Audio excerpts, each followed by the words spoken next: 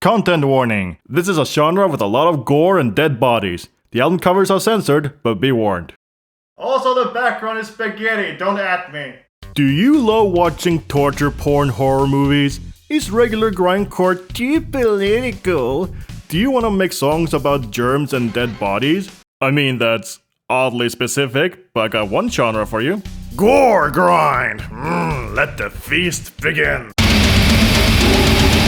Gore grind is that weird neighbor to grindcore who never leaves his rusty shack and you always wonder why he brings people in just to never let them out. Also, the screaming and the chainsaw sounds are a bit unsettling, but that's not our concern at the moment. Gore grind is essentially very close to grindcore, but takes a lot more inspiration from death metal. Wait, doesn't that make it the same? Yes, but it also drops the heavy left-wing politics from grindcore and focuses more on body stuff. Oh, so it sucks, I'm out of here. The genre is mainly known for its horrific album covers, lone-tuned instruments, and the use of pitch-shifted growling. It's like pop music, but there's a dead body on the CD cover. Speaking of dead bodies, here's a fun fact. The genre was started by the band Carcass. They basically set the standard for low-tuned guitars and sick album covers. And there it is! Look at this gorgy. It's an orgy with gore. Please laugh. The story goes for this album cover was that one of the members' sister was a medical student and had access to autopsy books. So they took the photos and created a photo mashup that became the album. Who says you grow out of sibling rivalry? One pulls your hair, the other steals your homeworks and makes it into an album cover. Classic. But now the original members of Carcass has left to make good music, but the seed they planted has overgrown into a toxic swamp with radiation. Let's dive in. Woo. There's no denying it. The main appeal of gore grind, like most conservatives, are the unpronounceable names and the disgusting album covers. Yes, this genre is the beginning of who can make the logos look more disgusting and unreadable. The album covers are basically designed to shock you and be as grotesque as possible. Some of them even use real dead bodies, like this. Oh no, don't show that one.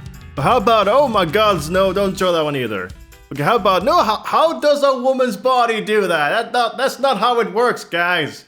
You're just gonna have to trust me on this, or the YouTube fun police steps in and takes down the channel. Just Google gore grind, and whatever you do, don't eat spaghetti while browsing.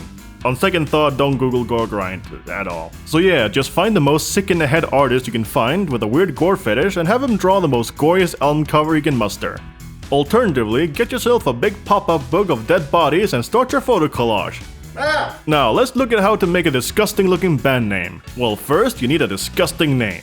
How about Hard Rigor Mortis? That's stupid. How about Hammering Grandma? Both of you are stupid! Anal grenade! That's stupid. That's even dumber. My bad, my choice. You paid for it, didn't you? My bad, my choice. Death to democracy, I guess. Then you simply open MS Paint, draw with the line tool, and then draw it over again with the pencil, then draw with the pencil again, and again, and again, then make it green or red, then do it again. Keep doing it until you forgot what the band name was. But now, let's talk about the music. Just like grindcore, gore grind usually keep their songs short, has distorted guitars, brainless blast beats, and bass. I think. For the guitars, tune anywhere lower than your standard tuning. I suggest drop C or lower, so invest in a 5-string guitar or some thicker strings. Music theory is optional, but you're gonna be playing random chords anyways. Drums. Few gore grind bands actually use something called the biscuit tin snare. Basically a snare with the wires off, aka the snares on the snare.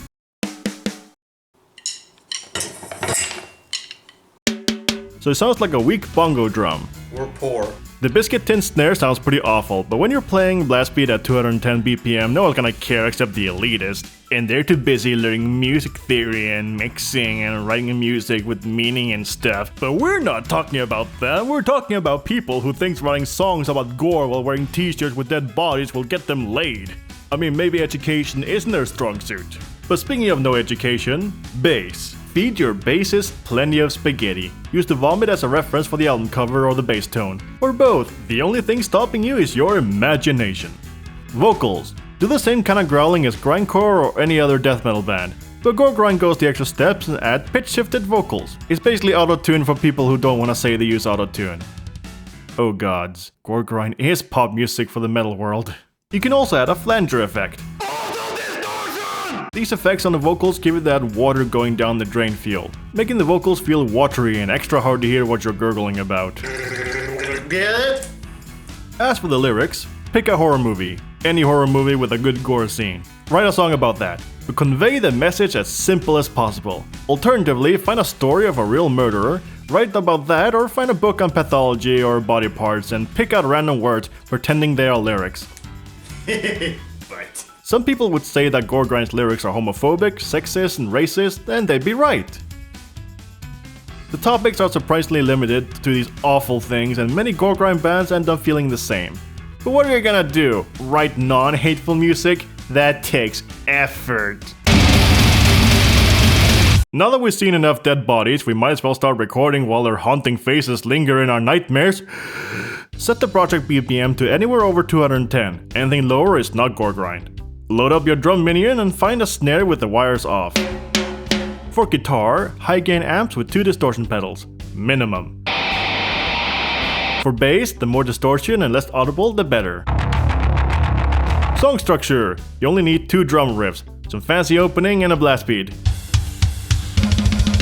The more variety, the less grindcore it is. I mean gore grind. Okay, I cheated a little bit, I added a little bit more variation.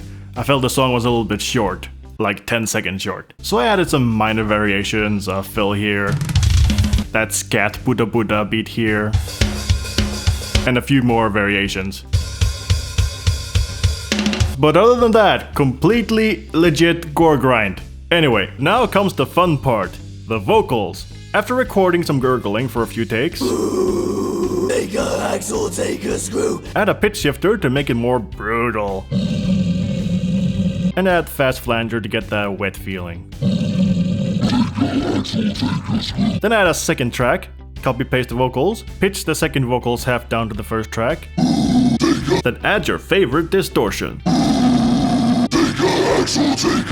And then start blending the takes. Now there are other types of methods to do this vocal effect, but this is my preferred settings. Also, no one will be able to understand the lyrics, but also we're making a gore grind song, so it's not exactly high-class lyrics here, folks. Then you open up a butcher shop and adjust the reverb. Easy mix for low effort, but add an EQ to boost the low up a bit. You don't want people to think we put effort into this, do we? And now you got your first gore grind track. Now just do that 50 times more and you got an album. Now mass produce that stuff.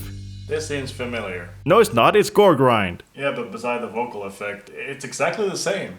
No, there's a difference. It's the same thing. Shut up, you nerd. Let's have a listen.